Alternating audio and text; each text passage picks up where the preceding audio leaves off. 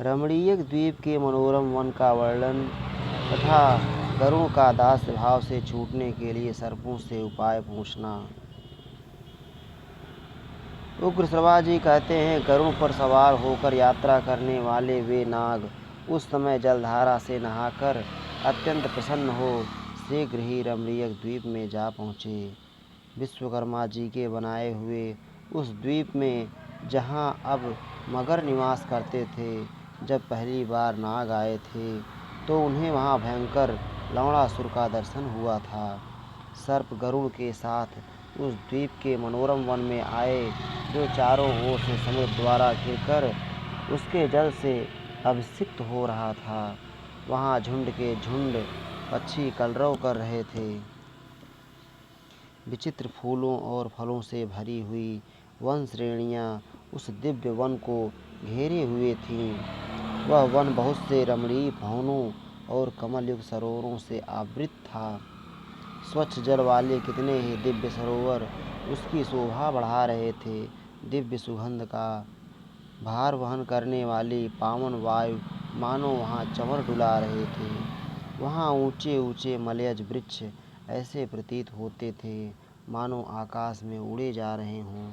वे वायु के वेग से विकंपित हो फूलों की वर्षा करते हुए उस प्रदेश की शोभा बढ़ा रहे थे।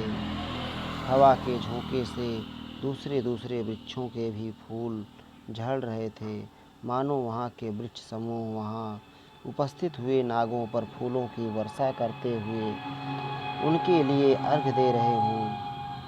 वह दिव्य वन हृदय के हर्ष को बढ़ाने वाला था। गंधर्व और अप्सराएं उसे अधिक पसंद करती थीं। मतवाले भ्रमर वहाँ सब ओर गूंज रहे थे। अपनी मनोहर छटा के द्वारा वह अत्यंत दर्शनीय जान पड़ता था। वह वन रमणीय, मंगलकारी और पवित्र होने के साथ ही लोगों के मन को मोहने वाले सभी उत्तम गुणों से युक्त था। भांति भांति के पक्षियों के कलरवों से व्याप्त एवं परम सुंदर होने के कारण वह कद्रु के पुत्रों का आनंद बढ़ा रहा था। उस वन में पहुंचकर वे सर्प उस समय सब ओर विहार करने लगे और महापराक्रमी पक्षीराज गरुड़ से इस प्रकार बोले, खेचर, तुम आकाश में उड़ते समय बहुत से रमणीय प्रदेश देखा करते हो, अतः हमें निर्मल जल वाले किसी दूसरे रमणीय द्वीप में ले चलो। गरुड़ ने कुछ सोचकर अपनी माता विंता से पूछा, माँ, क्या कारण है कि मुझे सर्पों की आज्ञा का पालन करना पड़ता है?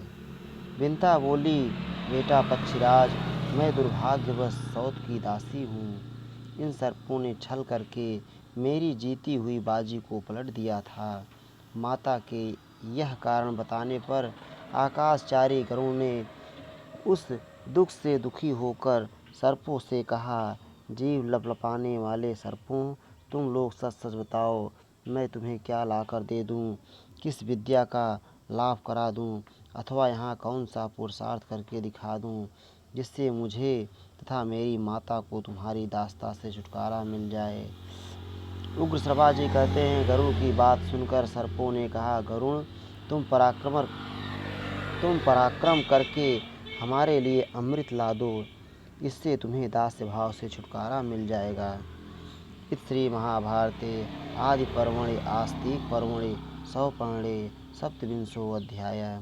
इस प्रकार श्री महाभारत आदि पर्व के अंतर्गत आस्तिक पर्व में गरुड़ चरित्र विषयक 27वां अध्याय पूरा हुआ। श्री राधा वल्लभ लाल की जय।